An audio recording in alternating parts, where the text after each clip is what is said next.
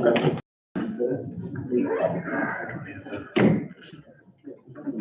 By Apple clock, it's 5 o'clock. 1 minute after the mine. All right, good evening. Welcome everybody to the Mayville Planning Commission meeting, April 10th, 2023. Please take the roll. John Gwynn, Here. Gene Friggs, Here. Merlin Colhammer, Here. Andy Shoemaker, yeah. Here. And Bob Smith. Here. And then Brock Fleischer is absent and John Gable is John absent, Gable, but we do have a quorum. All right, I'll take a motion to approve the agenda. So moved. Second. All right, Can have it. any discussion? All in favor, signal saying aye. Aye. Opposed?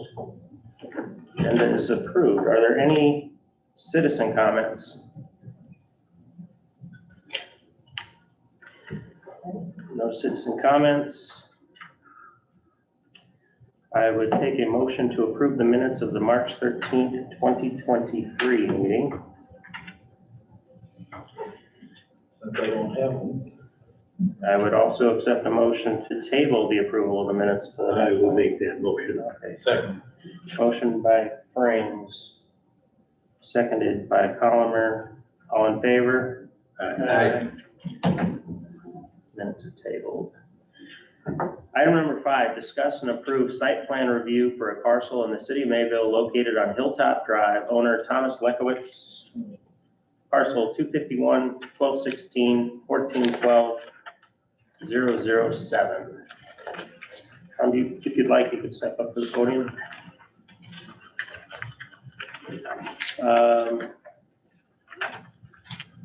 City engineer? So this is the site that you looked at previously.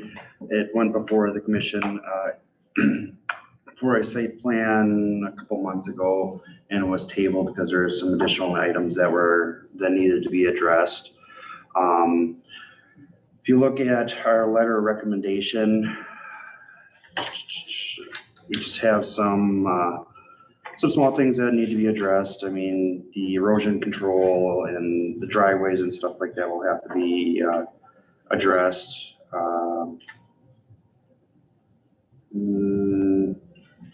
It's just going to be your typical construction inspection and make sure everything is up to par.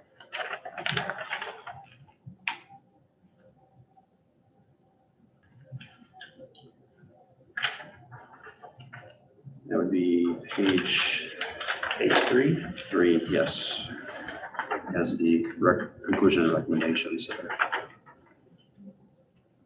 There will be some permitting you'll have to get for signage, and that'll be with Rob Frohl. Yeah. And then any kind of building permits then for the building itself. Otherwise, so you do that, I got the. And like we previously discussed, we'll have to coordinate with the utility department to then get those services installed. So. There was some question, Nick, about whether he needed any cooperative agreements for ditches or drainage, but none of that is necessary at this time? As part of the previous agreement, we were gonna set up some drainage easements along the property lines, and those are in the works then too. Okay. So that you Not can, necessary to be done ahead of time, well, as long as we have the understanding that they're gonna be. yeah, there's already a drainage easement on the back side of the property there, so he was just looking for drainage easements along the east and west sides of the property to drain it to the north. And you worked out with your neighbor, the Otters. right? Yeah. All right. Thanks.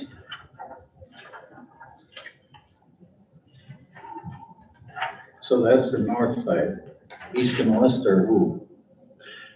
City, They're still owned by the city. yeah. Some that be north down. Yeah. Now I'll make a motion to approve the site plan review for Thomas Lekowitz, All right, motion by Alderman Smith, Second. second by Colomer. Any further discussion? Can you take the roll on this? Please take the roll. John Glenn, Aye.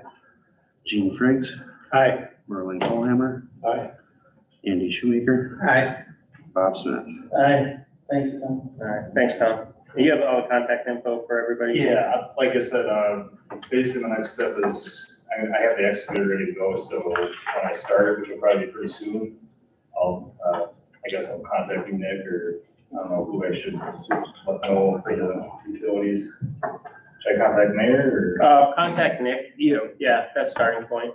And then do you have you talked to Rob Fro about any kind of permitting for them For the building permits and all? Yeah. and the signs? So that'd Get be, in touch. yep, get in touch with him. So that's not holding you up. All right, thanks for coming in. Yep, all set. Sounds good, thank you. In just a moment, we're gonna get to item 5, which is the residential development. Nope, I just, take that back. 6, so we will move on to item number 6, discussion with possible action regarding playground installation at St. John's Evangelical Lutheran Church.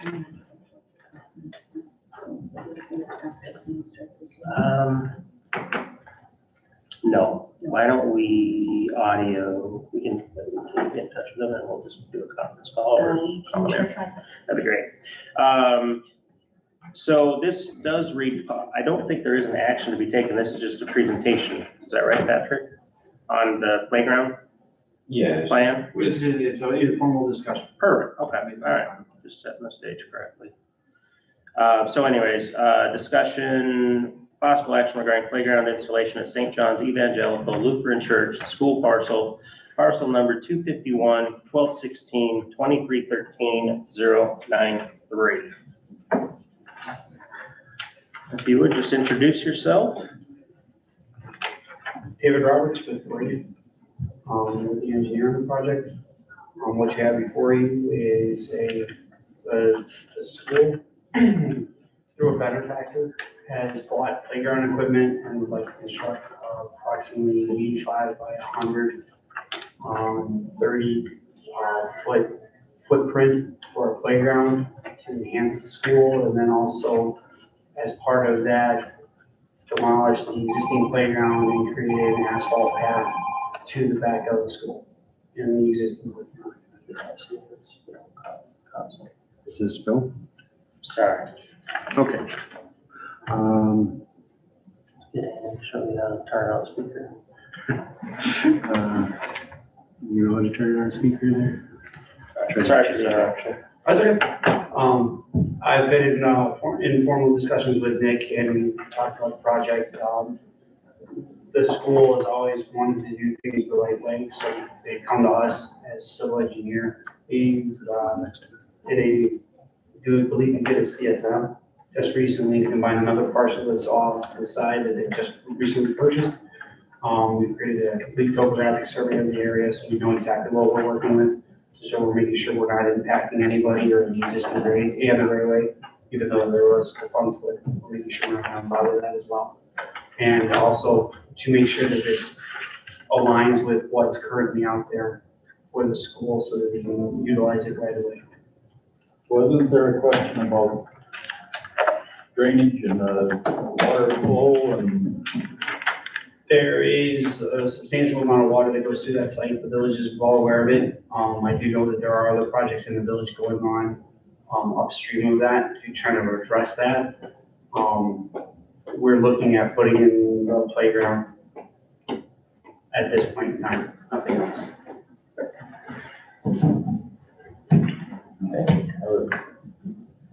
Whether the playground area is gonna be underwater, isn't it? No, where we've located it, if you look at the drawing where we've located it is the current high ground of the site. It's not down in that little depression where the water currently sits and all the other area over there as well. It's more towards the other existing parcel. It's kind of up the hill and over towards the railway.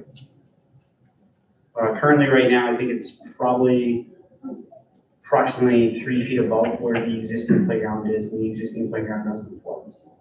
That's the idea, is to keep it out of harm's way. They put a substantial amount of money into the equipment, and they don't want it to be flooded, so. Yeah.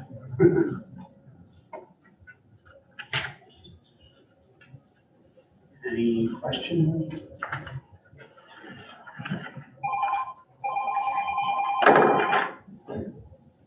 I have a question there. Was some of this land purchased from the, dog grooming place? Yes, Can you hear me? part of it. Do you have an agreement about access egress, looks to be kind of a, The parcel that you're referring to has access off the streets in the north. Right. Still, this playground is going to be accessory to the school itself, which has access off of, the road to the south.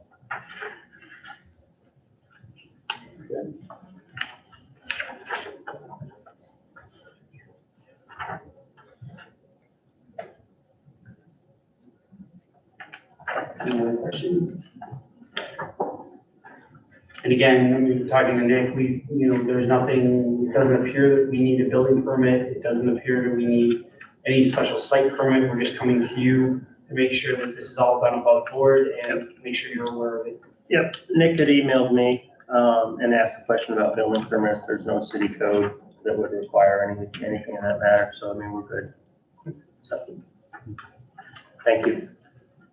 Thank you. Thanks for coming in. Thank you.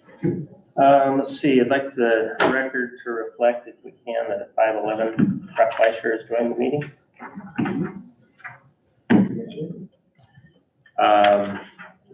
Item number 7 will be discussion of potential residential development located at the south 5 acres of 305 South Clark Street.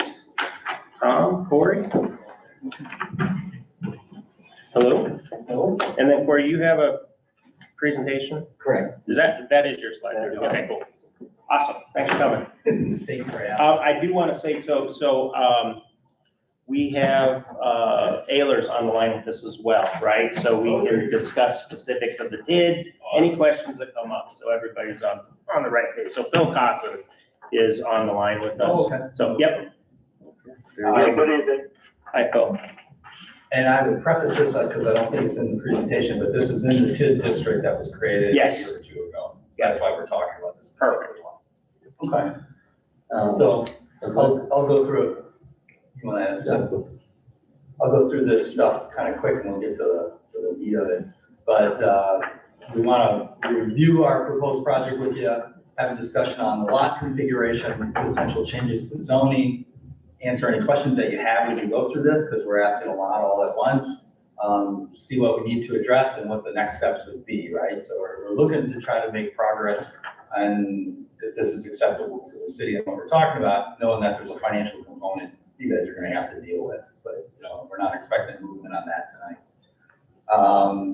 So one of the things we'd be looking for ultimately is conditional approval of the land division on that separate south 5 acres. We'll go through how we're gonna lay that out.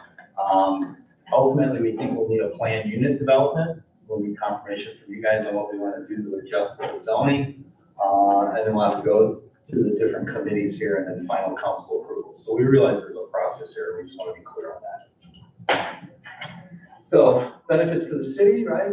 Increase in tax base, development of a underutilized piece of property, new housing supply. That was, the city. You all know that we've been working with you on some apartments. The city came to us and said, hey, can you look at some of these other sites? We looked at these other sites. This is how we think we can get the most houses on that site. So then a couple of facts just to remind you all.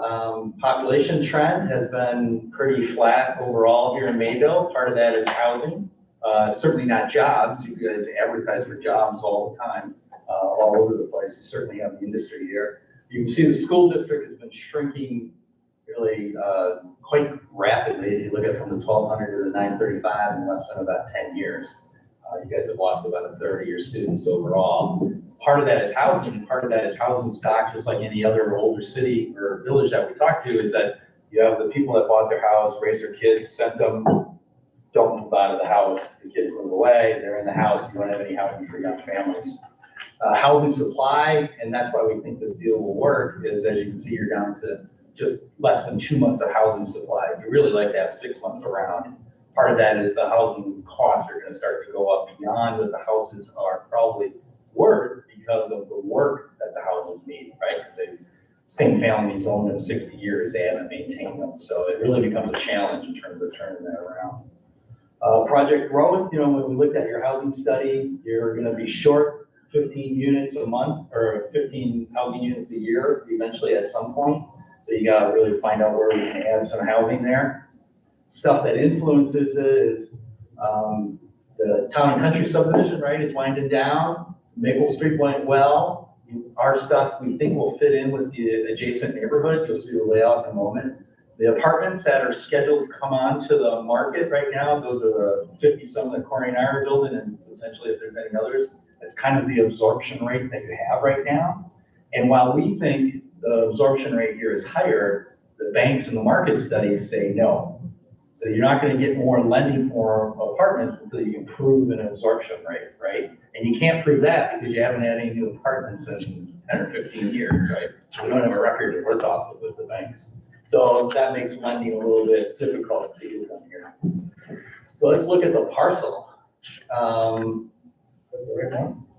This Yeah, is all right. right. So that's Clark Street. The senior home is just above that red arrow, where the red arrow comes into the middle. That's a vacant 5 acres that senior home now owns. And it would be what we can develop. So you go to the next one, a little close up. What's important to see is that you got the adjacent neighborhood across the side. We tried to mimic those size lots to make it feel harmonious. And then we're building off the grid that's there as well, so you can see where we turn in. So here's our slightly askew plan. So we tried to put as many lots on as we could. And so in this one, we have 14 lots. In all seriousness, by the time the engineering gets done, there might be a loss of another lot for stormwater and things like that. We have not hired any engineers to do this work. We have talked with a few about what it would take, and they're feeling that this could happen. In the bottom of the picture there, you see the wetland reserve.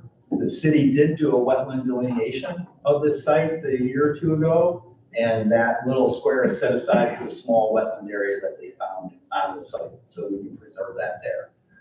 The rest of the lots you can see mimic across the side or across Clark Street, similar size.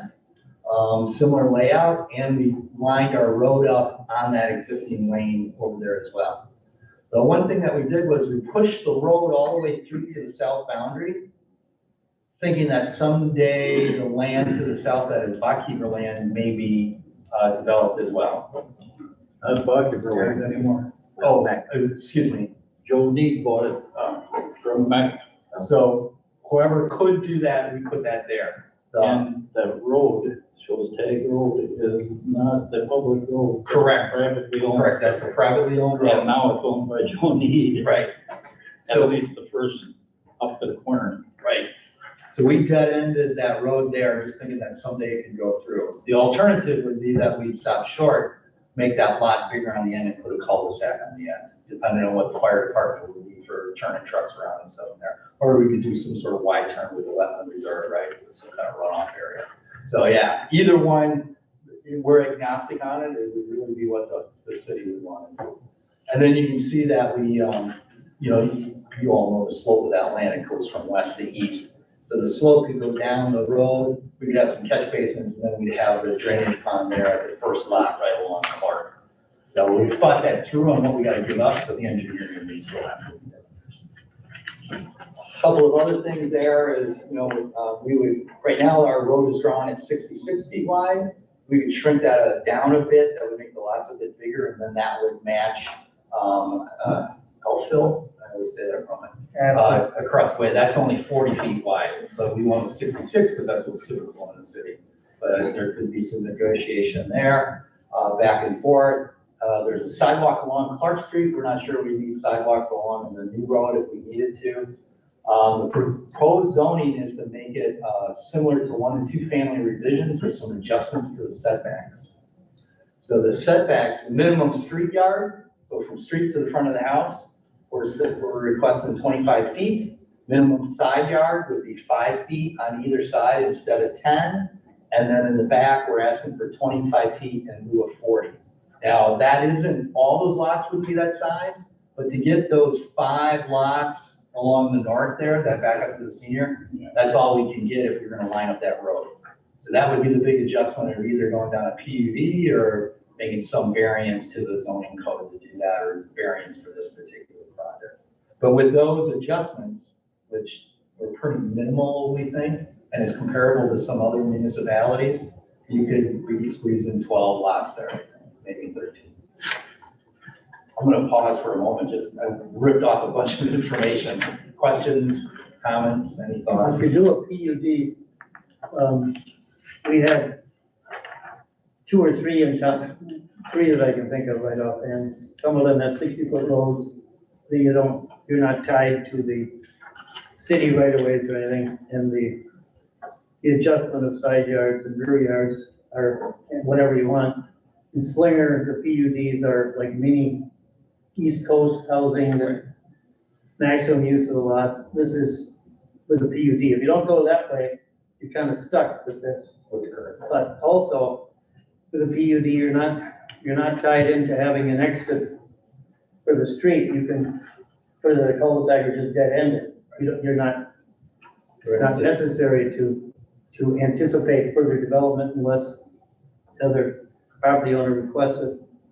Even then, you could put a dead man's strip in there so that you can recover the cost of the, whatever you spent. You know what that is, right? Of course you do. Yeah, we got some numbers here. Sure. Okay, but otherwise, I thought you had 3 possible uses. I like the idea of residential, highly dense residential. But you said you had 2 or 3 other, or you originally indicated you had a couple of choices. Originally, we had a couple of choices, and all of those, the other choices for high density resulted in fewer lots than this one. Okay. So we brought the most densest here. Okay. Now, if it's the planning commission's opinion, you'd like to see a little bit less or to be more typical, we can end up with 8 or 9 or 10 lots in there following the zone and not going down the community. And then the other option we had, if you want to flip it up to Corey, was this is what's available to us without any infrastructure costs, right? We could basically create 4 1 1/4 lots, get the sewer and water off of Clark Street, move forward with that, which I don't think is meeting the intention or the desires of the city. And you've checked, this is probably a question for the bond, I call him the Bill Bill Dawson. Dawson. But you have checked, we are 10-6 with its other medium density housing is available in a TID for this, we have. That's our understanding.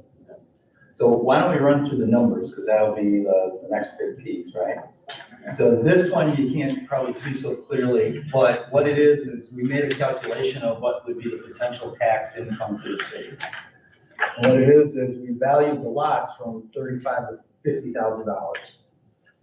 And then we said there'd be a $325,000 to a $350,000 house on each of those lots, which ends up, and then we took, ends up with a projected value of a little over $5 million in assessed value.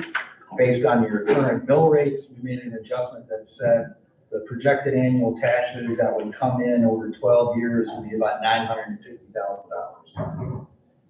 That number is relevant, and it's, I'd say, a conservative number. So if we go to the next page, we did a layout on what the cost of all of this would be, right? Our land purchase, open book with you guys as always is 150. Environmental surveys, $3,000. Soil testing is 14. Survey work is 24, $2,000 a lot. Engineering for the PUD, so that means all the layout, all the engineering, all the grading design, everything we need for that is $60,000. We have a rough budget from a local road builder that the road and utility construction would be about $650. We threw in $75,000 for project management and whoever oversees all of that work. I added in holding costs. If we sell these lots off over 5 years, that number could go down. and then a little bit of real estate commissions, because we would sell these lots, we'd like to build some homes on it ourselves, but we'd also put them into the market so that other people could buy and build there. We're not trying to constrain it or control it that way. So you end up with a total sale revenue based on our lot cost of 560, which you end up with a $573,000 shortage, right, to make that cost work. So we would ask for the city infrastructure contribution of about $824,000, which would leave revenue of 250 at the end of the day, less 150 that we put into the original land. That leaves about $100,000 for a couple of years' work. This is theoretical. This is the best numbers that we have at this time. We're not trying to get anything over or make you sign anything. Just this is where we think it is. So to create 12 lots on that parcel for Mayville, you're looking at $1 million worth of work to sell 12 lots that are worth about a half, or a little bit more than $500,000 on the current market. And the increments would take how long to pay off with this? If we took our build-out schedule, we said about 12 years. Well, Would get you back about 900,000, and then the revenue from those homes would go on indefinitely. yeah, that's why you do it. Right. 12 is a little high. I was hoping for 8 to 10, but 12 is reasonable. And I went conservative just to put that in. Yeah. I don't know if that is conservative, but must not read it right, because even though you might build a house for 350 on there and have a $50,000 lot, the assessment for that won't be at 400,000. It'll be at, That could, 320 or. you're right, that could use some work. I thought I knocked that down, but maybe I didn't. Unless I'm not reading it right.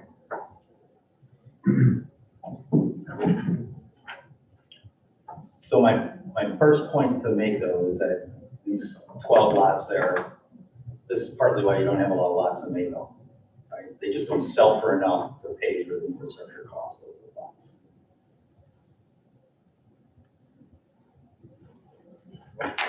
And that was my last sheet, so we'll stop again for questions, comments, interest, vagaries. Well, the infrastructure costs will be considerably less if you keep it a PUD, because there'll be modified curbs and gutters. There probably won't be sidewalks everywhere. Right. And the streets will be narrower. So that's probably the most efficient use of it, and that's the way. Are these 2 stories or are they ranch? These could be either.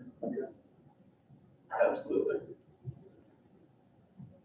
We put in, we're asking for 1 and 2 families, just because there seems to be a demand anecdotally of the side-by-sides. People want to buy one, live on one side, rent out the other side.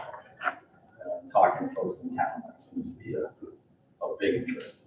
What side, or what was the size of the road across the street, did you say? 40 feet wide, and it does not have sidewalks. Be nice to match up for turning and things like that. I'm just thinking my way, but. Well, the pavement is 33 to 35 on all Yeah. streets. It's just the right of way. Right of way. 60 is pretty much standard on PUDs. I think it's 50, might be 50 up where the mayor lives. I don't know for sure on that one. Fairway Terrace, 50 to 50. So you don't need much more than that, but some people insist on sidewalks. If you're gonna appeal to what you're talking about, people that go to the schools, you might want sidewalks, so they can ride their bikes and skateboards on and so forth. Right. But anyway, it seems reasonable. The last time we did a residential TID, it paid off in 7 years. For 6 years, it was very successful. Residential TIDs are usually foolproof, unlike the gamble that most industrial or commercial ones have been lately. And I would say we're not asking for a TID, or a TID approval to do this. We are asking for the city to build the street, right, so we can create the lots. Just want to be clear on that. 2 reasons. One, I But think the TID would the TID would pay pay for the improvements, right? Right. The incentive you want is in addition to the infrastructure? We're not asking for an incentive. We will take on the risk of developing the lots if the Okay. city can put in the street and the infrastructure. The infrastructure would be our City, Our- sewer, water, input, and then we stormwater. covered through a TID. Right. And it works at this point because you have that TID there, you're not creating it. And it works because this TID already has industrial and commercial attached to it, so this would be the percentage that would be allowed for For residential. residential. So the street would be a city street. Would be a city Not a street, private the city drive. would build it, you guys would manage it, take care of the whole piece from beginning to end. And does that design allow, I know we had some question, the other one, on fire protection, fire trucks? Do we had anyone, We've not looked at that yet, but that was what you alluded to. There could be either a cul-de-sac or some sort of. We could either, at the end, depending on how we want to show that road, if the city wants connectivity in the future, or if you want to dead end it with some sort of cul-de-sac, as Bob said, you can do the PUD. We can either put the cul-de-sac there and use some of the wetland reserve area. I've got some extra land in there. We can either do a cul-de-sac that a fire truck can turn around in, or do an L, a Y turn for the fire truck, so if it gets in there, it can get out. so in effect, you're moving the wetland, so. No, it just was generous in size, and we gotta turn a fire truck around there, one way or the other. And that has been resolved, the wetlands resolution has been resolved, it was a little bit up in the air last time. We don't have any resolution to it, we just know where it is, and we can preserve it where it is, or build around it, or maybe make something else. The other thing I would do is if we go forward with this, is like we did, on our other parcel, for the apartments, is just verify that it's not a man-made wetland, and spend a couple bucks to figure that out. Okay, see, the difference, on Fairway Terrace, we did that PUD because we're short of land. And if you remember that, I think the streets there are owned by the housing authority or the group of property owners. But Mary Street, if you remember the one we did there, where we put Maple, off of Mary Street, that, the city maintains, those streets belong to the city, but they're still narrower and, so there's a lot of configurations you can do. This would be more similar to that. Maple. What's that? I didn't think the city maintained Maple I think it Street, does. does it? I think, I don't know, I think we follow them, I don't know. I was quite sure they didn't. Because Try to I go had a figure it out. conversation in the beginning with Chad, or the name was, Yeah. that he wanted the city to do it, and he said no. Oh, okay. So that's the only, That might have changed too, but. I thought the city takes care of that. So where this comes out, you've got it, mine here shows a cul-de-sac basically in here. With an opening over to Tag Road, whatever. Is it possible to run it through the Tag Road with some kind of an easement out to Clark Street? Oh, you mean over Tag Road? Well, But to Tag Road, to Tag Road, Yeah, and then You could certainly run this to Tag Road. Yeah. And then if the landowner that owns the property, will buy your property, would grant you that easement, certainly you could put a loop in there. And take it back out to Clark Street. And that would be added expense for no additional lots though, unless someday, my suggestion is, if I can walk up to the screen, if you were talking about doing that kind of work, if you worked with this landowner, is bring this down and out, so you can put some lots on this side and then lots on this other side, and getting more bang for your. I'm just looking at using Tag Road to get out. yeah. And so you don't have to- So you're talking Just go fire? right through. Yes, Fire. if we're, I'm sorry, I didn't understand. So if you're talking fire, absolutely, we could put in some sort of, gravel or something here, and they could drive out Tag Road. If that would be acceptable to the fire chief, he always gets the. Which would eliminate the. The turnaround. Turnaround and Right, all that other. Right. Yeah, if you have two exits to something this small, then you have traffic that they may not want, you know what I mean? Yeah. That was the problem across from Gene's where he didn't want kids driving through fast with little kids walking around in there. So they wanted it to be isolated. Is that paved and is it wide enough for Which is, two-lane I traffic? can understand that part of it also, but So this is the only one part of Maple. Oh, okay. I don't know if we take care of the whole thing, but it really shows The city was part of it. couple hundred feet. Yeah. The city might take care of it, but I don't know. That's the only thing on that I think is unusual. We'd have to, if you have a PUD that the city's responsible for the streets, it may be a little more complicated than what we're used to. I don't want to hear from Jack on how he would handle that. Who's Jack? DPW. Public Works Director. And even the post office sometimes gets involved because with a PUD, you have a bank and mailboxes rather than individual houses. Those would probably all be on the street. Yeah. Or done, in one place. So there are a lot of little things to think about. It can be done. I like the idea of a little denser and a little, especially if there's two-story or, you know what I mean? Thing that they did in Slinger, and Slinger worked out real well, where they needed workforce housing, and they made a lot of these up and down, small, village type, and we are a city, by the way, not a village. Apologize. That's right. Didn't mean an insult. Village is an insult. Anyway, The lots are sized, and that's why we asked for the reduction in the side. You can get a side-by-side duplex in there. You can put a really nice up-down with 2 garages in there as well. yes, we need parking, because we're probably going to compromise parking further. I'm done. I like the idea. I think it's workable. And like I say, financing for this kind of housing is usually not an issue. I would say, you know, I met last week with Phil Costin just discussing TID 6. It's a very healthy TID, and I think there's an interest in looking at developing those 5 acres. And I think we want to balance risk and make sure that we structure something that makes sense to everybody. And it sounds like there's a lot of minute details that we need to kind of figure out.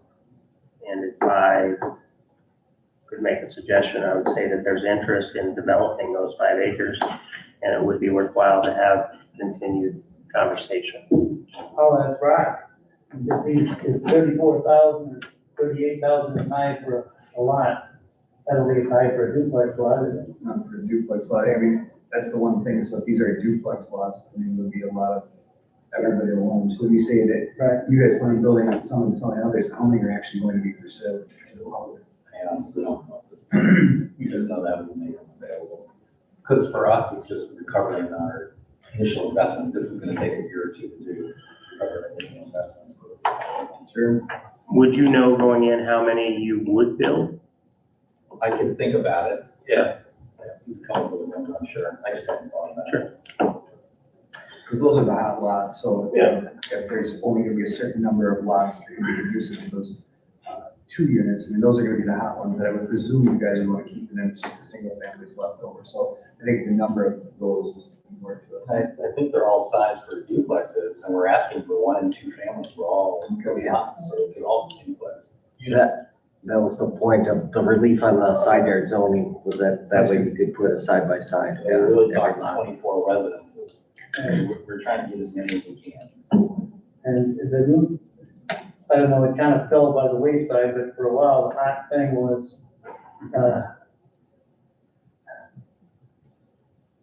have your mother living next door, take, what do you call that, senior care housing or whatever. What was it called? Yeah. It was an ADU to Right. accessory dwelling. But some of those have a low income aspect to it, and I don't know if we're that crazy about it. They kind of fell off. We approved a bunch of them, in the city over off of, I think it was off of Mary Street actually. And, they weren't taken advantage of because there's some, when the parent dies or passes away, then you got an issue with, What do you do? yeah, then it becomes a place where the nurse lives next door to an L, and it gets a little sticky. But the idea of duplexes, especially up and down, you know, I think that's this goes right along with what, I forget the name of it, the Park and Slinger. I was really impressed with it. And it's a big success. They got nothing left. It sold out in 4 years. Yeah, this would all be market rate, so those folks could do whatever they want. You can move your mom in and then she passes, rent it out.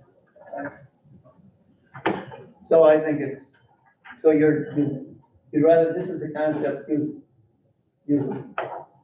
guys have decided is what you want to try and pursue? Yeah, I mean, we tried it a bunch of different ways and it just didn't come up with any more lots or any, you know, more density. And we looked at having maybe 3 units or even like the townhouses, and that posed a number of challenges just along Clark Street to try to do that. So we feel this is the best option.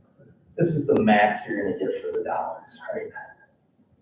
Right, we could impose, I don't think there'll be a housing association, but the one I keep talking about Slinger, but that if you drive through it, the streets are narrower, they're, I think, 45 feet, or it might be 50 feet. But everything is like a miniature Victorian house, they're kind of interesting looking. And there's another one in Cedarburg, one of the first PUDs in the state, where everything is a miniaturized village from like New Hampshire, that area. Right, New England Village. So I'm okay with this, everybody. I personally like your picture up there better where there's less houses right on Clark compared to the picture that we have here. Yeah. There's more houses on Clark, you have more people backing into Clark to get out, and you already have trucks and all that, and unless the drivers are big enough that they're turning around and pulling out, but On this one, You can have more backing out. Sell 2 lots. yeah, you only have 2 instead of potential 1, 2, 3, 4, 5, maybe. Corey, are these slides you're showing, is this, I mean, we do have a packet here, but is your entire presentation, do we have it? Yeah, I had sent it. Yeah. Yeah, okay.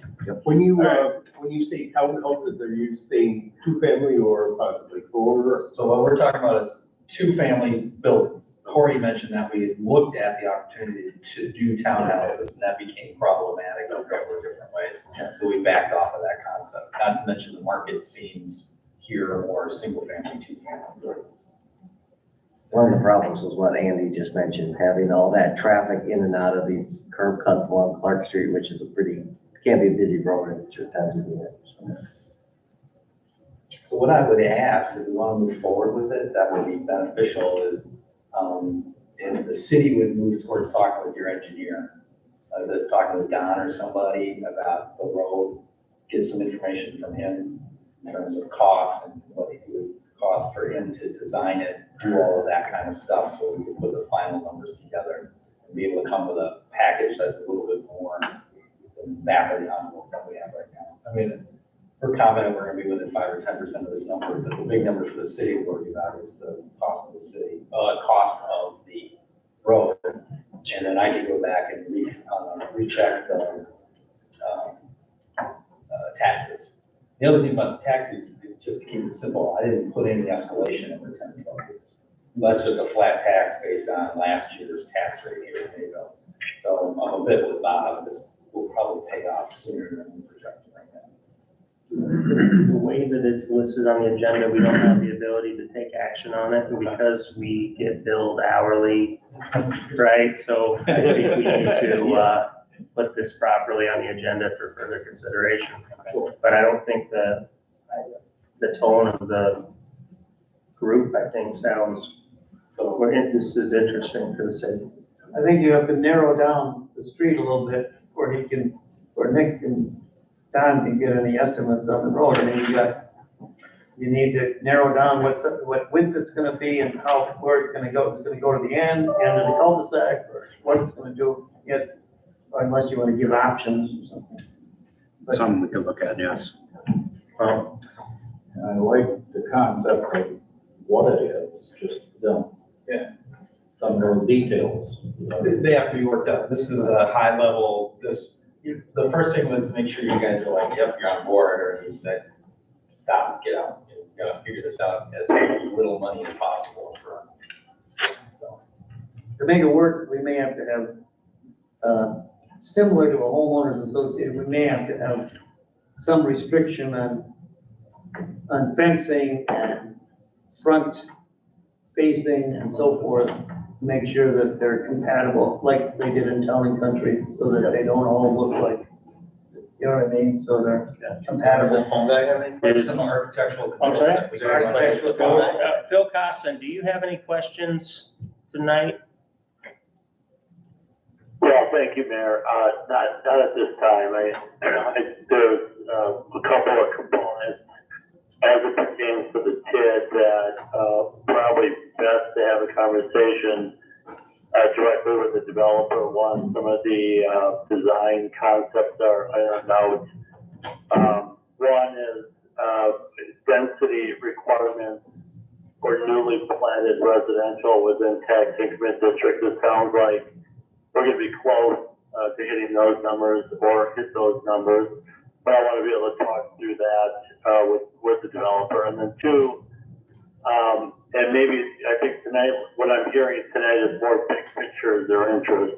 Right. Is narrowing down different concepts of how to, one, finance the public improvement, and two, how to, if it's the city, how to properly secure that financing, or do we do some type of municipal revenue obligation where they get reimbursed back out of the increment they generate plus interest? Those details, I think we can work through later, once we have more information as it pertains to the actual cost, and the final number of units that would be built. That sounds good. Yeah, I'll say one more thing, like Gene brought up. I like the idea of less, that's a heavy trafficked industrial street, the canning factory sometimes and Mac other times. And, railroad issues, occasionally. So I like the idea of the least exposure to Clark Street as possible. Agreed. We did too, probably. Point. One more thing, and I hate to see this happen. You know, like those places that got built on Maple Street down there, they all look real nice. You know why? Because there's one owner who mows all the grass, who takes care of all the landscaping, washes all the windows. So they all look the same. They all look good. The one issue you run into, and I don't know what kind of things you can put in to restrict this, but I've seen it a bunch of times, like in Iron Ridge has got a bunch of these, they're duplexes, and you take care of your side of the house, and you take care of your side of the house. And so the landscaping on this side's got an old bus park in front of it, and a dog that's running around the tree. And on the other side, there's pretty flowers, and it's absolutely gorgeous. It looks hideous. It's great. There's a fence on one side, white, and the other one doesn't have a fence at all. So I'm not sure if that can be added in there, but I would hate to see that, 'cause it's disgusting. And the way we envision this, so it's owner occupied duplexes, right? So these are folks that buy the whole thing. Gotcha, so they're not for sale individually. Right, so we're not creating condominiums to split. Gotcha, okay, good. Because that's where we think the market is. People Plus, it- buy it, have their in-laws. Stays PUD, we want some architectural control. Yeah. So, built in. And they have that strictly over there by Maple Street. And they have it up there. Okay, well, thank you all. We can move on to the next item, which is our same presenters. Item 8, discussion of potential residential development located along the north side of Leona Street, and this is informational only. Do I need to introduce myself or am I? You're good. You You're get the Keep going. So Leona Mayor, do Street, you want me to stay on for this one? You don't need to stay on this one. You're good. Thank you. Okay, we'll be in touch. See ya. Bye. Bye, Phil. so we'll give you an overview, some lot layout stuff, discussion of road vacation and utility easements that are our idea that we have for here, and questions and talk about next steps. So while we tried to maximize density on the other one, this one isn't gonna work out so good, we think, but we think we can do it cost effectively. There in the thick black box, you can see the 3 lots that we own an option on, right? And those lots are currently zoned 1 and 2 families. I'm sure you're all aware that there's a fairly steep hillside there. And then the street, Leona Street runs down between there, and currently it isn't built, but it's on the schedule for the city to build But I imagine the only reason you haven't built it is because nobody's building any houses over there, so why do that, right? So that's the parcel that we're talking about. And you can see here the zoning and the box on where it is, and the Inlet Street drawn in there to connect the north and south feeders. So our original proposal, we talked over with the mayor, we were trying to get density. You can see on the left side of the screen there, what's approved right now is 3 2-families, right, on those lots, if you could get them to work on the hillside. We were looking at, in order to deal with the steepness there and the retaining walls and all of the stuff that you have to do, you made it a bit more denser, maybe you could do that. So we had talked about doubling the number of 2-families there to 6, trying to just get some economies of scale construction wise. And none of that really worked out that well. So our backup plan, where you can see here the steepness of the hill, from where the road is to the top of the hill is about 22 feet. It falls over about 40 or 50 feet. There's 1 or 2 ways you could do it, but it's difficult and extremely expensive. So we looked at it differently. What if we went minimalist and didn't build the road? And what would that mean? So what we were suggesting in this picture is for the city to vacate the road, which means, and you made, put the line down the center and split the parcels between the people attached. There's legal requirements that you have to do there. But you can see here that we suggest, if we just dead end, and for the life of me, I can't remember the name of that street. Valley Road. What is it? Valley Street. Valley Street. So if you just dead end Valley Street the way it is right now, and you vacate the parcels, you put the land to the adjacent people, we can create 2 lots there with virtually no road construction, no infrastructure. Now, the problem here is that you don't have a solution for a fire truck, but you don't have one right now. Right? That street just dead ends into the lot at the moment. But this way we could build 2 2-families, right? These could be single family or 2-family the way it's zoned right now. The parcels would be more than large enough.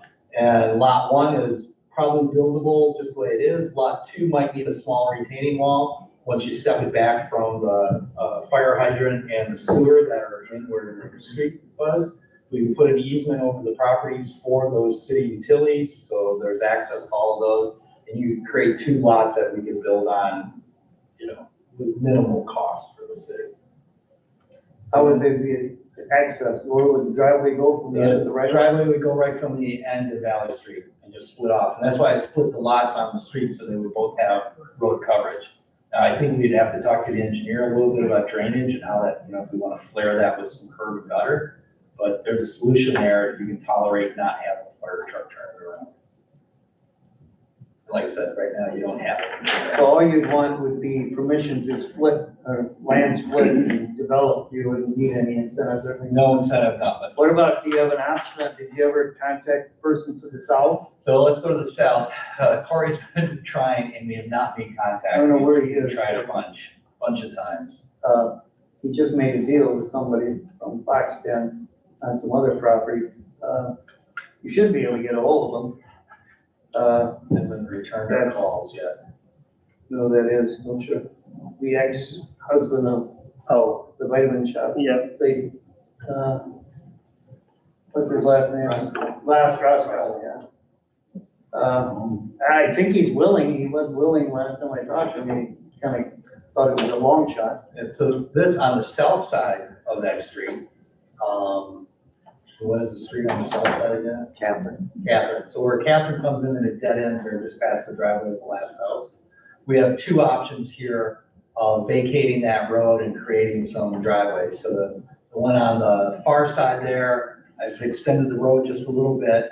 That gets you into the lot in red on the left side of the sheet. We were just out there. There's a nice building site kind of level at that road right there. And then where the lot line is, where the red and the blue meet, that's where it drops off. And if you put a bit of a flag lot there, you can create a lot back there with a driveway that runs out to the little stub of the road. And then you do the exact same thing with the orange lot. You'd have a bit of a flag lot there running out to the road. And if you got far enough back in there and with the vacation of the road, there's enough level spot there that you could build a good 2-family there as well. And with this, with really minimal road, if agreement from the other landowner, he might want to do something else. But with very minimal road work and easements over the utility corridors at there, you can create 5 new lots in the city of what I would say are really nicer homes, right, based on that neighborhood. compared to what we were just talking about, the subdivisions to the north, those are all nicer 3 and 4 bedroom homes. And we could put something like that in here with some premium lots with no cost really to the city other than that little bit of roadwork. So all that would require is a vacation, or road, that means property owners on both sides each Split the get road. half, yeah. We've done that before. And then the other part would be additional right of way and sewer right of way extended, so 4 or 5 lots, I would say. I mean, that's kind of a chancy thing for getting Mr. Roscoff to, and he's been anxious to sell, I don't know. This way, he would have access to his lots, he would be able to cut 2, you might even be able to get 3 off on his side. It's just where that red and the blue line meet, there's such a drop in elevation, it's a little steep there, depending on what he wants to do. And this is subject to him, but we were looking at this to try to minimize the cost and get lots created as quickly as we could. This is something that can be done in a few months. I think the minimalist approach there is the only practical one, everything else would make them way too expensive, and they've been sitting there now for 15, 18 years because of that hill, and nobody's done anything. This will get you 5 lots. If we put in the road, you still get 6 lots. So not much of an increase for the road. And this is, the fire chief, everybody signed off on how we can deal with those. How long would that road be? Which road? Oh, there. Oh, we don't. Extending. I don't know, what is that? Is you talking some 500 feet or? No. Probably 40, 50 feet. Are you at all? You're talking about to build the whole road there? Yeah, like you're saying, for the 6 lots or 5 lots. Oh, then it's one of the 5. Yeah, it's built all the way through, it's probably 1,500 feet. It's about 850 feet, I guess. Yeah, but if you build the road, would you have to build that road all the way to the end there? Could you take that little chunk that the city owns and put that as for a lot and the driveway just goes right into that one? Something like that? Well, Because why do use that concrete? Yeah, Yeah, just make this part of the slot or something like that and drive right in. I'm just thinking, you save this concrete right here all the way to here, just make, boom, a different lot. Well, I mean, I know the city owns 2 there, but. Yeah, you have that landowner. Usually when you vacate the road, you gotta give it to the people that are adjacent to it. Okay. So that's why I stubbed it right there. So it's just- Well, unless it gets sold to you. To vacate. Did not even think of that. Yeah. We're just trying to be fair to everybody that's on the road. I'm just thinking that saves a little bit of concrete and it just, or asphalt, whatever, but you're just going straight there, it's like, kind of ends. If you just make this road boom, boom, boom, like this only, Absolutely, we'll consider it. maybe you can squeeze in an extra lot, like 7, I don't know. I think keeping costs down and doing whatever would be fine here. I mean, it is a funky property. It's all built all the way around it. The reason nobody has built on it is because it's not buildable. Everybody wants to build on a flat. I mean, you see all these subdivisions, we got lots for sale on the other side of town, Ryan Hills. Nobody wants to build on any sort of incline, which apparently they did up until the last 20 years, because Maples all got these houses. They built that garages on and High Street up there. Exposed basements, that's what they used to be, Yeah. exposed basements. and- It makes sense to do something like this, I think. Reality is Maple doesn't have a lot of flat. Yeah. We are all hill. Yeah, it's the whole thing, right? So what you're asking is, are we willing to go along with what it would take to minimally develop additional residential properties on there without any incentives from the city? I would say yes. Myself. It's the easiest ask I've ever done. Yeah. That's a pretty easy ask. We're not asking for anything but your approval. You may have to fight, you may have to sell it a little bit to the neighbors who backyards have been exposed to a free park. Yeah, right. Over there, they had a free park all these years, and now you're taking their free park away. Well, now we don't have to cut all that grass they've been cutting. Some of this land is well manicured, even though no one lives there. Anyway, yes, I would say yes, the concept is fine with me.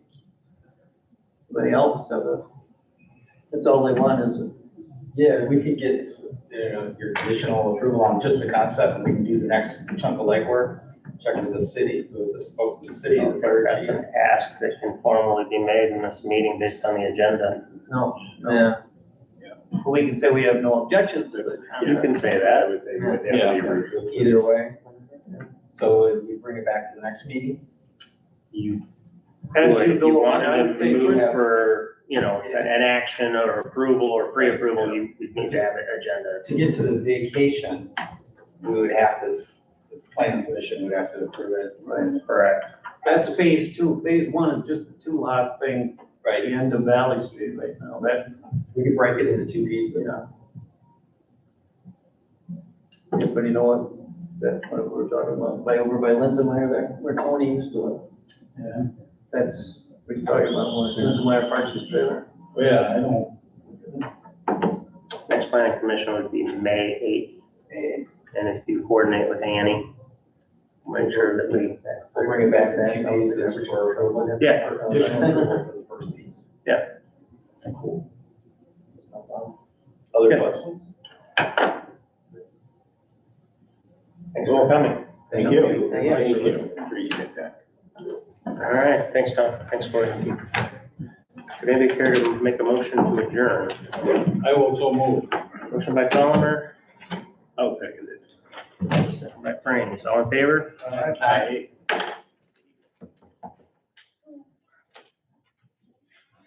Give Rob enough time to have a sandwich. If I hurry.